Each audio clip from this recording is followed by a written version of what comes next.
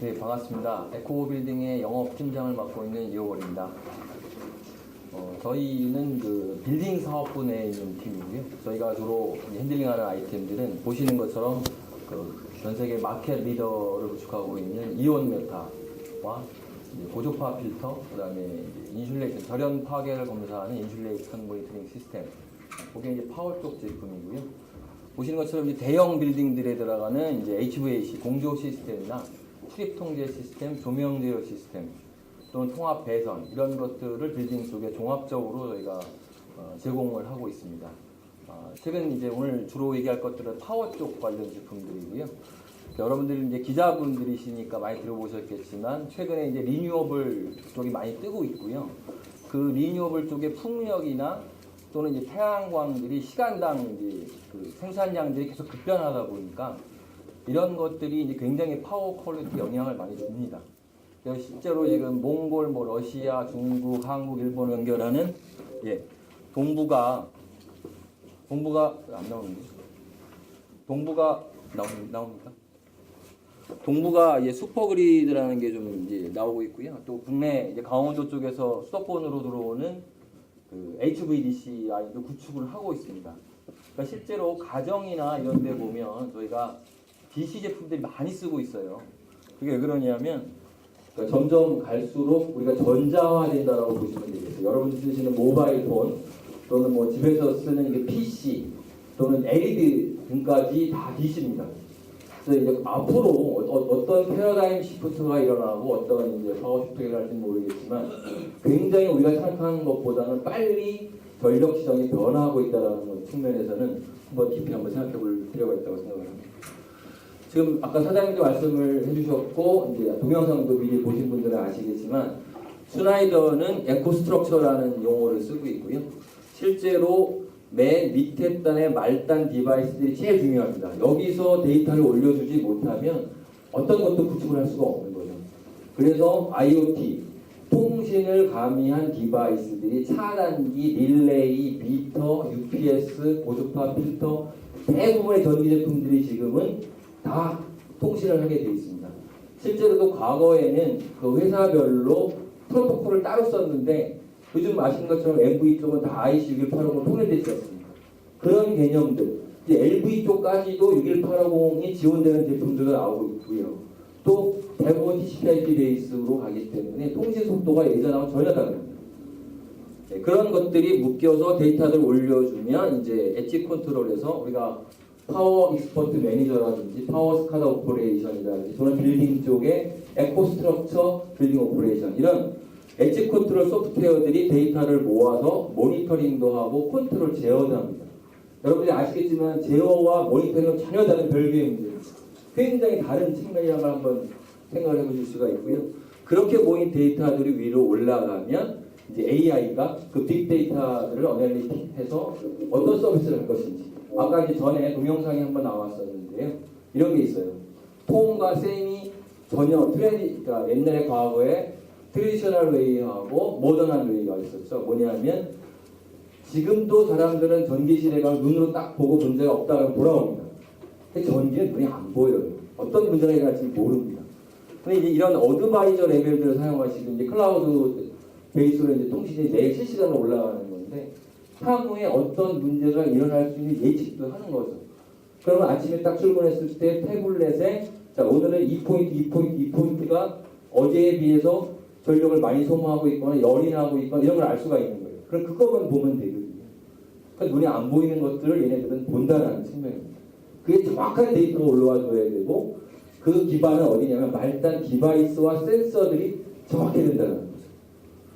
자, 그러면 이제 잠깐 이제 빌딩을 보시게 되면 과거에 저희가 이제 100%로 봤을 때 최근에는 이제 에너지를 어떻게 세이빙할 것인가에 많은 고민을 합니다. 그래서 아까 또 사전에 오신 분들 보셨는지 모르지만 KBS에서 이 다큐멘터리로 나왔던 네덜란드 H 빌딩이 아까 보여드렸었거든요. 사전에 그 빌딩이 뭐였냐면 자체 내 빌딩에다가 루프탑 지붕에다 이제 태양광을 설치를 했고 이제 빈풍열 시스템이나 또 지열 또는 뭐 여러 가지 이제 그런 에너지를 세이빙할 수 있는 시스템들을 도입을 해갖고 에너지를 바깥에서 받지 않고 자체 생산한 에너지로 빌딩 에너지를 소비하는 겁니다. 그게 이제 에너지 제로 빌딩이고요. 이런 제로 에너지 빌딩은 저희 국가에서도 2025년까지 단계적으로 이런 제로 에너지 빌딩을 의무화하겠다. 이 기술들을 도입하겠다라는 걸 가지고 스텝 바이 스텝으로 진행을 하고 있습니다. 그럼 나아가서 이제 잉여 생산 에너지를 판매하는 이게 뭐냐면 기존에 우리가 스마트 그리드라는 거는 스마트 디바이스를 기반으로 미터링을 하고 그것들을 계산 정산하는 방식들 이런 거였는데 지금 이제 마이크로 그리드 얘기가 나와요. 텔레비전 보면 광고가 나오죠. 죽도인가 어디가 이제 마이크로 그리드를 완전히 실어놨다. 그게 뭐냐면 이제 발전기를 플러스 조금 하고 태양광, 풍력 이런 것들 연결시켜서 에너지를 자립화하는 거죠. 그런 기술들이 스마트를 넘어서 이제는 마이크로 그리드까지 가고 그런 세대들이 지금 이것처럼 에너지를 서로 양방향으로 사고파는 이런 시대가 오는 겁니다. 기술들을 보시면 패시브 기술은 적극적으로 생산된 에너지들을 가둬놓고 효율적으로 쓰는 거고 매니지먼트는 그런 것들을 아까 말씀드렸던 시스템들을 도입해서 디바이스로부터 효율적으로 운영하는 오펙스적인 측면입니다. 그 다음에 마지막으로 액티브 기술이라는 거는 이제 계속 개발하고 있지만 이 빌딩 유리 자체가 이제 아예 태양광 패널로 만들어져가지고 빌딩 자체가 에너지를 생산해버리는 이런 형태의 이제 진보된 발전 기술들이 나오고 있습니다. 보시면 빌딩을 짓는데 한 3년 정도 걸리는데 쓰는데 한 30년 정도 써야 됩니다. 그럼 보통 분들은 지을 때 경제적인 코스트 세이브 생각을 하세요. 그럼 과거의 방식으로 그냥 가버리면 어떤 문제들이 있냐면 향후에 30년을 쓰는 동안에 계속 똑같은 문제와 똑같은 에러들을 경험을 하시게 됩니다. 차라리 조금 더 투자를 하더라도 미래지향적인 시스템들을 도입을 해서 오펙스 쪽으로 저희가 세이빙을 한다면 훨씬 향후 30년을 쓰면서도 편하고 빌딩에 나중에 팔 때나 운영에서 가치가 상승하기 때문에 여러 가지 이점들이 있습니다.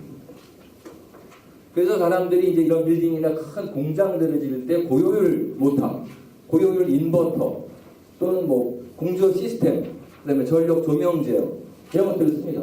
햇빛이 들어왔는데 굳이 형광등을 켜할 필요가 없어요. 자동으로 내가 스위치를 조절하는 게 아니라 빔으로 조명이 자동으로 밝아졌다 어두워졌다. 어두워지면 밝아지고 환해지면 저절로 조정이 되는 빔. 그래서 KX 베이스를 다 하잖아요. 그런 조명 제어를 도입하게 되면 에너지도 세이빙을 하지만 빌딩의 효율성도 올라갑니다. 이런 형태들. 하지만 이런 시스템들을 도입함으로 인해서 결도 약간 이제 반대적인 측면도 있습니다. 그런 LED 세이브는 많이 하지만 굉장히 많은 고도파를 발생을 시켜요. 이따가 이제 한 번 더 설명을 드리겠습니다.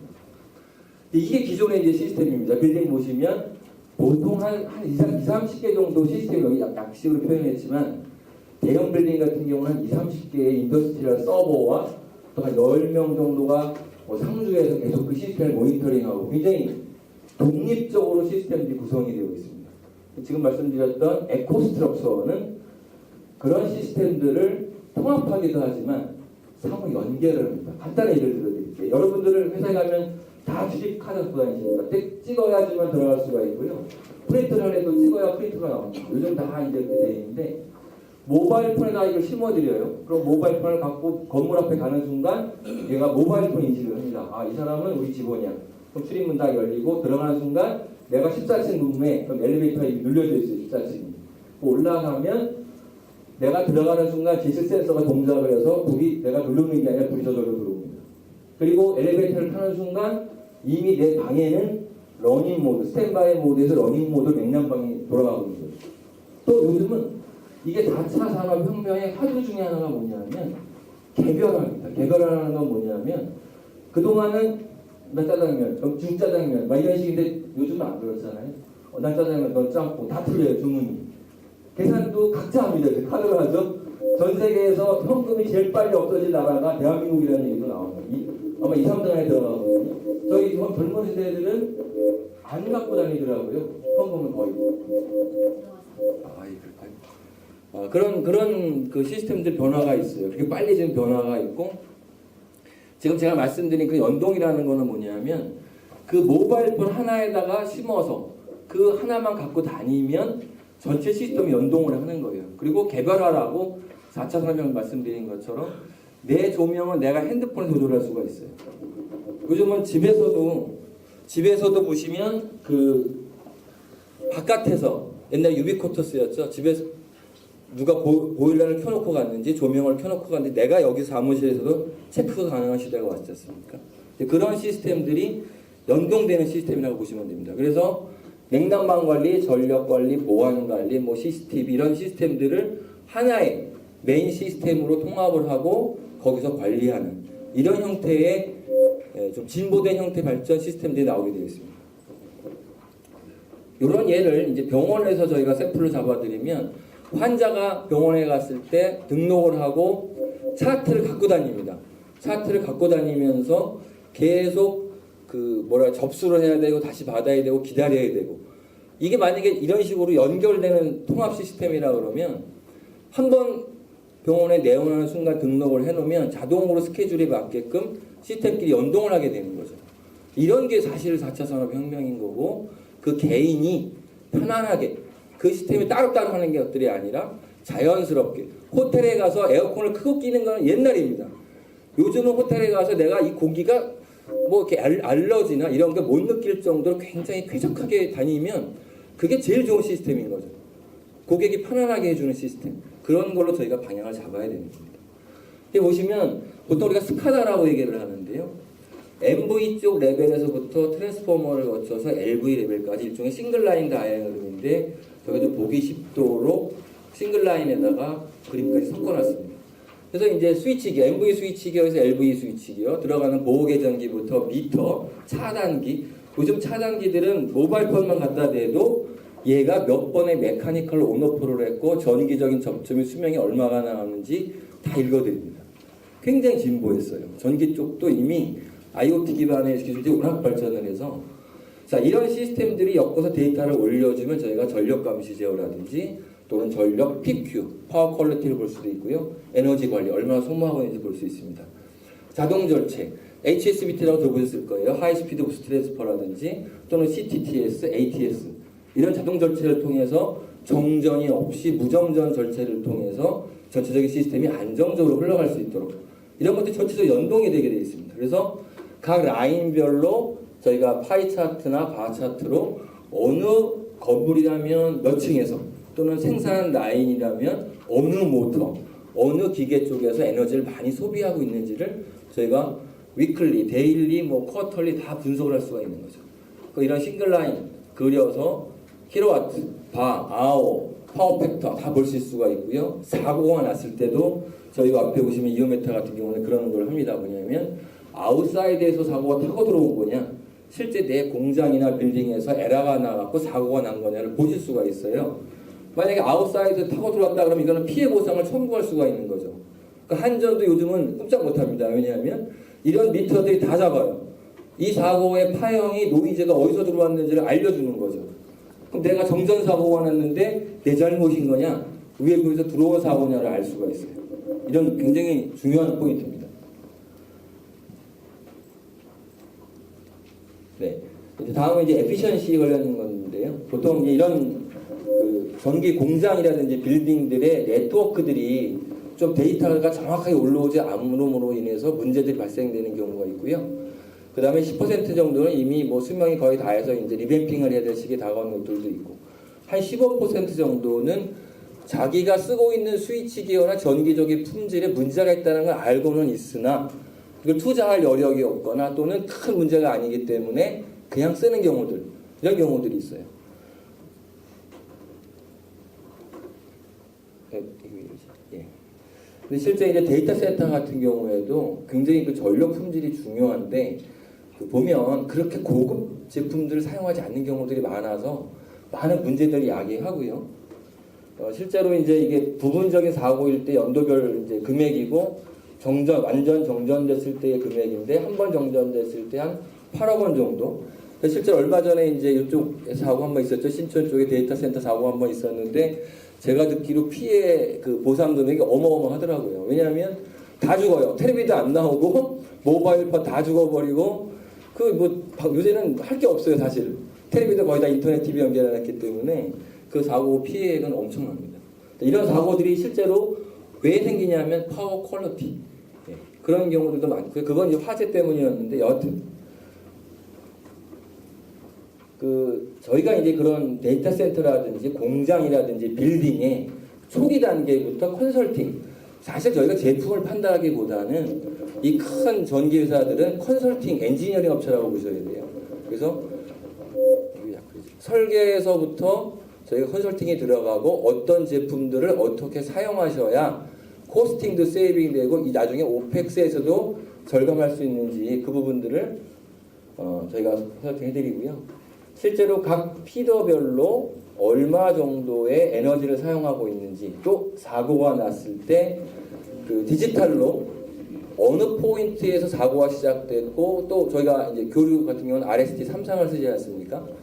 그 어느 상, R상이다. R상에서 몇 미리세컨드의 사고가 나는 것까지 정확하게 잡아줍니다. 그래서 이렇게 0.1 클래스, 뭐 0.2 클래스 이런 얘기들을 하는 것들이 그런 사고가 났을 때 옛날에 노이즈야. 그럼 그 노이즈가 어디서 들어왔어? 잘 몰라요. 분석하는데 오래 걸리고 오실로스코프 들고 가고 다 찍어봅니다. 잘 안 나와요. 오래 걸립니다. 근데 요즘은 딱 가서 노트북 꽂아갖고 컴트레이드 딱 띄워놓으면 데이터에서 정확하게 보실 수가 있어요.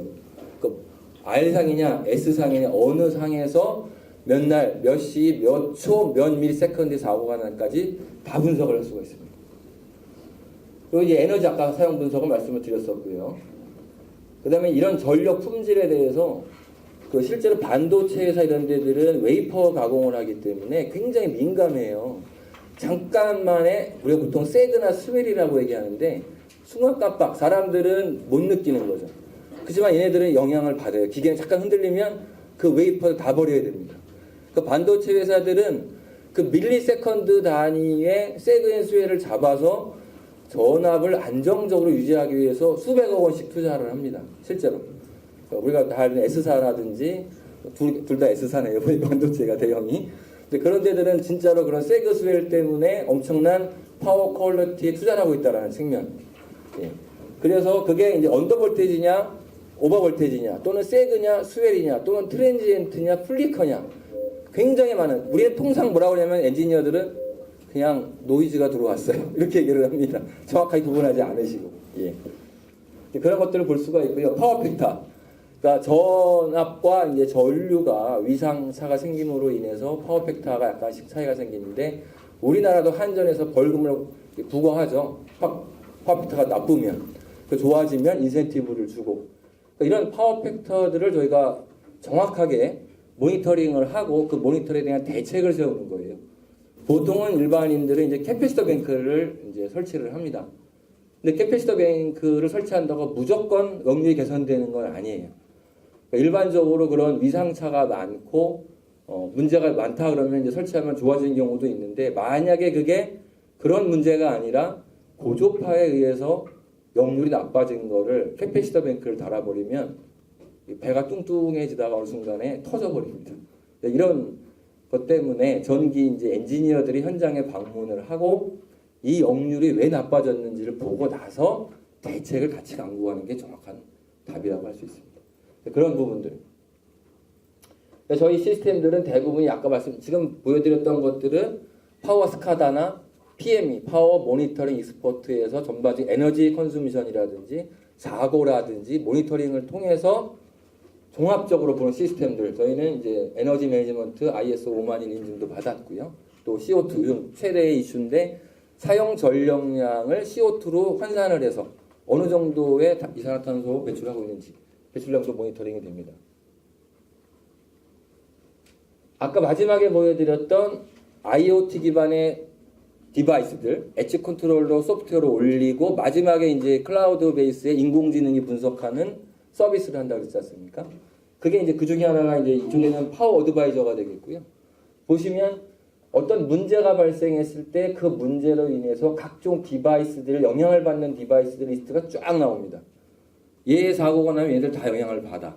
그래서 사고가 났을 때 또는 어떤 사고가 날 것인지를 예측을 해서 알려주기도 한다고 그랬지 않습니까? 사고가 났을 때는 얘 같은 경우는 이제 임발란스, 이제 밸런스가 안 맞았을 경우에 문제되는 파형들을 보여주는 거고요. 언더볼테이지. 그 언더볼테이지는 어디서 어느 디바이스에서 났는지. 그다음에 그게 사인 웨이브, 교류 정연파들을 데이터들을 올려서 디스터번스 레코드를 분석을 하고 어떤 문제가 발생했는지. 요즘은 보호 계전기들도 국산들도 너무 잘 나와요.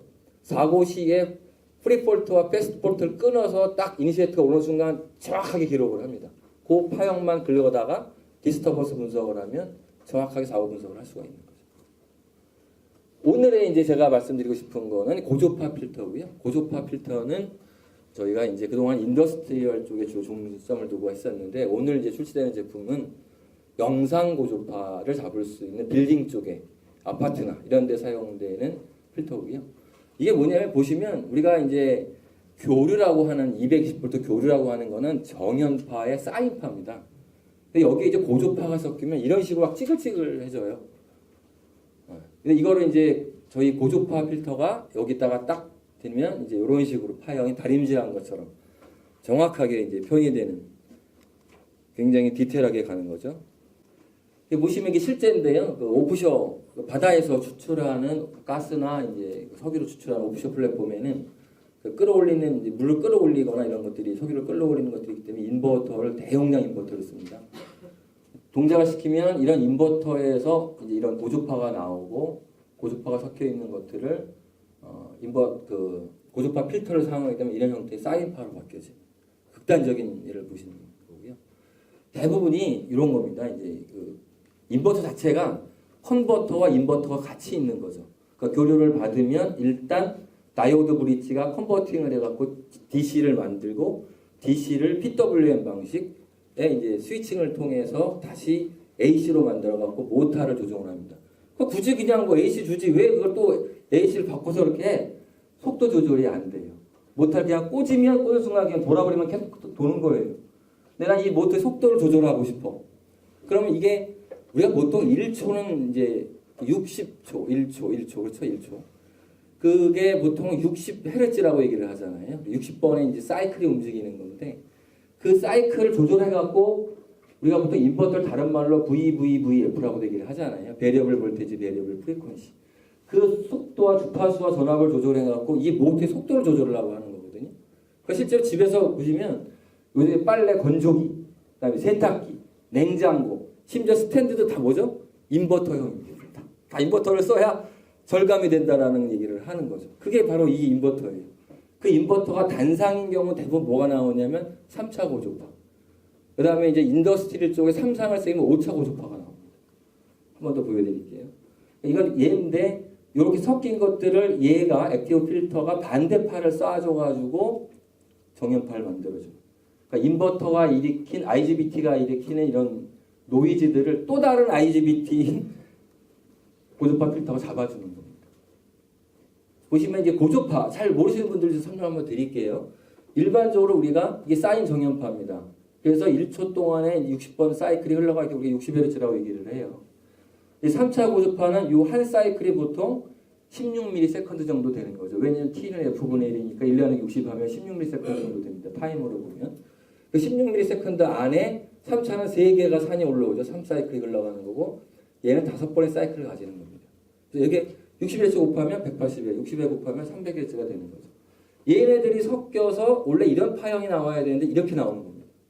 이걸 놔두면 어떤 일이 발생을 하느냐.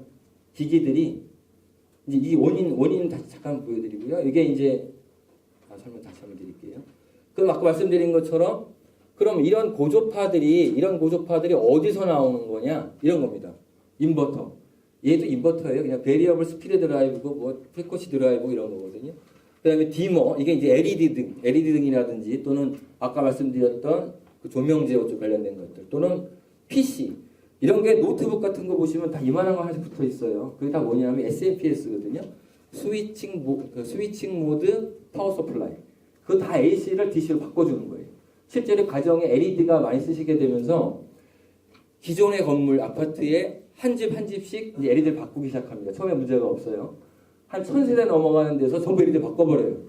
그러면 갑자기 정전사고가 납니다. 어느 순간. 왜냐하면 과거에는 형광등이었기 때문에 그런 문제가 없었는데 LED 등을 씀으로 인해서 고조파가 점점 커지다 어느 순간에는 MCCB나 MCB들이 동작을 하는 거예요. 그거는 누구도 몰라요. 왜 났는지도 모르고. 이런 고주파 영향이거든요. 그런 부분들 모르고 지금도 계속 나이 드신 아저씨들이 가갖고 이게 떨어졌지? 다시 올려주고 다시 와요. 매일 나는 건 아니니까. 어쩌다 한 번씩 나니까. 원인을 잘 모르시는 거예요. 이런 원인이 있다라는 거예요. 그래서 그것도 또 부하가 선형 부하가 있고 비선형 부하가 있는데 구분을 어떻게 하냐면 내가 저온압을 가해서 일반 그러니까 저항, 열 나는 거는 다 빵. 왜냐하면 벡터 합을 했을 때 0이 나오기 때문에 문제가 안 생겨요. 근데 가정에서 단상을 쓰는 경우에는 단상에 R, ST를 상하나하고 뉴트럴하고 따서 단상을 쓰거든요. 거기에는 대부분 가정마다 노트북이나 PC가 있고 아까 말씀드렸던 인버터들이 많고 LED를 쓰고 이렇게 나오면 3상이 섞여서 중성선에는 각 상에 있는 것들이 왜? 상별로 보통 한 120도씩 차이가 나잖아요. 저희가 교류 3상을 보시면 RST상이 120도로 차이가 이상을 하면서 가는데 그 차이에 의해서 각 상에 나는 단상에 나는 고주파들이 합쳐지면 이렇게 3배의 영상 고주파가 흘러져. 그러면 이제 고주파들이 어떻게 되느냐? 저게 계속 흐르면 기기들이 감기에 걸립니다. 감기 걸리면 제일 먼저 나는 게 뭐죠? 열이 납니다. 대부분 열이 나죠. 그래서 얘네들이 지금 과열이에요. 다 과열. 또는 아까 뭐라 그랬죠? 차단기들이 오동작을. 네. 그러니까 이런 현상들이 공장에도 나오고 빌딩에도 나오고 주변에 막 나오게 되는 거예요. 이거를 이제 잡아줘야 되는 거예요. 이거를 모르고 그냥 캐패시터 뱅크를 달아버리면 아까 뭐라 그랬죠? 불이 나버립니다. 반드시 그게 어떤 원인으로 문제가 되는지를 정확하게 의사 선생님하고 상담을 하고 나서 약 처방을 받아야 되는데 잘 모르시는 분들 그 약국에 가서 약 먹고 안 낫다가 병을 키워서 터지거나 수술 단계까지 가는 이런 문제들을 발생을 하는 겁니다. 실제로 미국에서도 인프라스트럭처를 보면 제가 아까 말씀드렸죠. 대부분의 반 정도가 뭐냐 하면 세그 앤 스웰, 파워 퀄리티는 순간 정전이나 순간 튀김 현상 이런 게 많고요. 나머지 22%가 고주파 이런 게 있습니다. 데이터 센터도 점점 아까도 보여드렸지만 굉장히 한번 사고나 이런 걸로 인해서 금액이 굉장히 커지는. 그래서 필터를 하시게 되면 그 감기에 걸린다고 얘기를 했는데 파워 팩터도 영향을 받고요. 그 고주파가 많아지면 처음부터 이 사람들은 알아요. 고주파가 나오긴 나올 거다. 근데 그냥 써도 돼. 그러니까 어떤 일이 벌어지냐면 대부분의 설계자들이 곱하기 1.2를 해버려요. 1.3을 해버려요. 그러니까 정격 용량보다 노미널 커런트보다 키우는 거죠. 그리고 사실 이렇게 돼버리면 저런 게 흘러버리면 디레이팅이 일어나요. 사실 그래서 키워야 되거든요. 근데 그게 저희가 정확하게 설계 단계부터 감안을 하면 옵티마이저한 기계의 용량을 설정할 수가 있는 거예요. 그럼 처음 설계부터 감축을 하고 운영을 하면서 파워 팩터 개선이 되고 실제로도 오펙스에서도 개선이 되고 이런 현상이 있는 거죠. 그래서 가장 이 고주파 필터를 쓰므로 좋은 점은 뭐냐면 그런 게 있어요. 뭐냐면 그러니까 파워 팩터 개선을 하고 그 다음에 그 전체적으로 그 에라들을 제거해주고 이런 부분들이 있습니다. 그 다음에 이제 저희가 이제 세 가지 군이 있는데요. 요거는 PFV는 파워 팩터만 개선하는 고주파 필터는 없습니다. 요건 인더스트리용의 대용량 6에서 60A부터 300. 얘는 이제 우리가 빌딩 이런 데 쓰는 것들. 한 가지 말씀드리면 이 PCS 새로 나온 제품들은 이렇게 데이터 센터에 19인치 렉에다가 멀티 마스터라든지 멀티 슬레이브 이런 식으로 됩니다. 그래서 저희가 이제 포트폴리오고요. 요건 인더스트리얼용의 대용량 전압에 따라 요거는 우리가 빌딩용 얘들은 이제 우리가 파워 팩터 개선용이라고 보시면 되겠습니다. 두 가지 딱 제가 예를 들고 끝내겠는데요. 이제 이게 ROI 리터러블 인베스트먼트고요. 실제로 그 뉴스페이퍼 신문사에서 이런 파워 퀄리티 이슈가 있었는데 이런 걸로 인해서 드라이브가 떨어지기도 그러니까 투입되기도 하거나 사고가 컴포넌트 데미지를 입기도 하고 연간 한 12번 정도 사고를 통해서 한 2억 정도 손해를 보는 경우가 있었는데 이제 저희가 그 컨설팅을 해갖고 캐패시터 뱅크를 달아서 이제 파워 팩터를 개선하기도 하고 리액터를 달아서 전류를 제한하기도 하고 고주파 필터를 달고 이런 활동을 통해서 연간 한 번 정도 12번의 사고들을 매년 한 번 정도로 줄이고 ROI 한 2억 정도 20만 불 정도 세이빙하는 효과가 있고요. 아까 처음에 보셨던 그 플랫폼 오프쇼 플랫폼에서도 대용량 인버터를 가동을 하게 되면 그 메카니컬 리조넌스라는 게 뭐냐면 그 끌어올릴 때 처음에 끌어올릴 때 얘들이 올라오면서 액체가 관을 때려줘요. 그러면 막 쾅쾅쾅 소리 되게 영화에서도 아마 그런 거 보신 적 있을 거예요. 그런 걸 이제 메카니컬 레조넌스 공진 현상이라고 하거든요. 그런 현상들이 나와요. 이런 것들을 방지하기 위해서 저희가 보시면 30%에서 약 5%로 감축하죠. 굉장히 많이 다운시킵니다. 고주파를. 그 다음에 역률도 0.8이었는데 0.9까지 역류를 개선을 하는 거죠. 그러면 실제로 이런 투자 비용들은 4일에서 5일 안에 사실 다 뽑고도 남습니다. 그러니까 좋은 품질을 쓰기도 하고 돈도 되고 향후에 계속 좋게 사고도 안 나고 이런 형태이기 때문에 정확하게 내 네트워크에 어떤 파워 퀄리티의 문제가 있는지를 정확히 파악을 해야 되고 거기에 맞는 처방을 가지고 가야 그런 문제들을 해결할 수가 있는 거라고 저는 말씀을 드리고 싶습니다. 여기까지 정리하겠습니다. 감사합니다.